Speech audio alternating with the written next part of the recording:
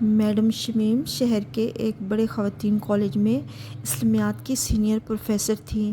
ان کا علم بہت وسیع تھا، ان کا مطالعہ گہرا تھا اور ان کا درس سننے دور دور سے خواتین آتی تھیں۔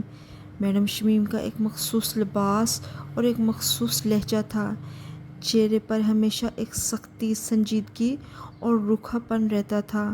وہ 5 وقت کی نماز کی بے حد پابند تھیں، یہاں تک کہ تہجد بھی ادا کرتی تھیں۔ مگر افسوس کہ ان کی اس ظاہری عبادت نے ان کے اندر ایک عجیب اور خطرناک غرور پیدا کر دیا تھا۔ وہ خود کو باقی تمام عورتوں سے بلند اور نیک سمجھتی تھیں۔ ان کا خیال تھا کہ شہر کی باقی خواتین تو بس دنیا داری اور گناہوں میں مگن ہیں اور صرف وہی ایک سچی دیندار ہیں۔ جب بھی محلے یا خاندان کی کوئی عام عورت ان سے ملنے آتی تو وہ نہایت نخرے سے ملتی، ان سے سیدھے منہ بات نہیں کرتی تھی اور باتوں ہی باتوں میں یہ جتاتی کہ ان کا وقت بہت قیمتی ہے اور انہوں نے اب بھی وظائف پڑھنے ہیں۔ وہ عام انسانوں کو خود سے بہت کمتر اور گنہگار سمجھتی تھی۔ ایک دن ان کے محلے میں رہنے والی ایک غریب بیوہ عورت میڈم شمیم کے گھر آئی۔ اس بیوہ نے بہت مشکلوں سے اپنی یتیم بچی کا رشتہ طے کیا تھا اور شادی کے ایک چھوٹے سے سستے سے کارڈ کے ساتھ ان کے گھر حاضر ہوئی تھی۔ اس عورت نے نہایت ادب سے کارڈ ان کے سامنے رکھا اور روتے ہوئے کہا، میڈم صاحبہ، میری بچی کی شادی ہے، وہ آپ کی شاگرد بھی رہ چکی ہے اور آپ ہمارے پورے محلے کی سب سے پڑھی لکھی اور معزز خاتون ہیں۔ اگر آپ شادی میں آ کر بچی کے سر پر ہاتھ رکھ دیں اور اس کے حق میں دعا کر دیں تو ہماری بہت حوصلہ افزائی ہو جائے گی، یتیم بچی کا دل خوش ہو جائے گا۔ میڈم شمیم نے اس شادی کے کارڈ کو اپنی انگلی کی پور سے دور کیا، اپنا منہ چڑھایا اور نہایت بے رخی اور نخرے سے بولی، دیکھو اماں، میں نے بہت دین پڑھ لیا ہے اور علم حاصل کر لیا ہے۔ یہ شادی بیاہ لوگوں کا ہجوم اور فضول کی رسم و رواج سب بیکار کی چیزیں ہیں۔ میرا وقت ان فضول کاموں کے لیے نہیں ہے۔ مجھے اس وقت اپنی نماز، ذکر اور اذکار پر دھیان دینا ہے۔ میں ایسی جگہوں پر جا کر اپنا وقت اور اپنی نیکی برباد نہیں کر سکتی، اس لیے میں تو نہیں آ سکتی، تم جاؤ۔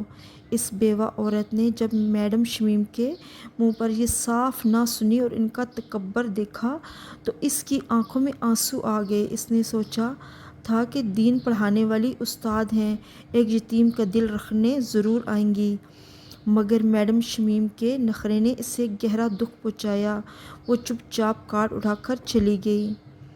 اسی دوران محلے کے کچھ لوگوں نے سوچا کہ بچی یتیم ہے تو مل کر اس کی جہیز اور کھانے کا خرچہ اٹھاتے ہیں۔ 2 خواتین میڈم شمیم کے پاس بھی گئی اور کہا، میڈم، اللہ نے آپ کو بہت بہترین نوکری، تنخواہ اور مال سے نوازا ہے، اس یتیم بچی کی شادی میں کچھ حصہ ڈال دیں۔ میڈم شمیم نے نخرے سے جواب دیا، میں ایسی فضول خرچیوں کے لیے پیسے نہیں دیتی، لوگوں نے خود ہی شادیوں کو بوجھ بنایا ہوا ہے، میں اپنا مال صرف اپنی ذات پر ہی خرچ کروں گی، مجھے ان کاموں میں مت گھسیٹو۔ انہوں نے اس غریب بچی کے لیے 1 روپیہ بھی نہ دیا۔ شادی والے دن پورا محلہ وہاں موجود تھا، مگر میڈم شمیم اپنے گھر کے ٹھنڈے کمرے میں مصلے پر بیٹھی لمبی نمازیں پڑھ رہی تھی اور دل ہی دل میں خوش ہو رہی تھی کہ انہوں نے ایک بیکار دنیا داری کے کام سے خود کو بچا لیا اور وہ باقی سب سے زیادہ نیک ہے۔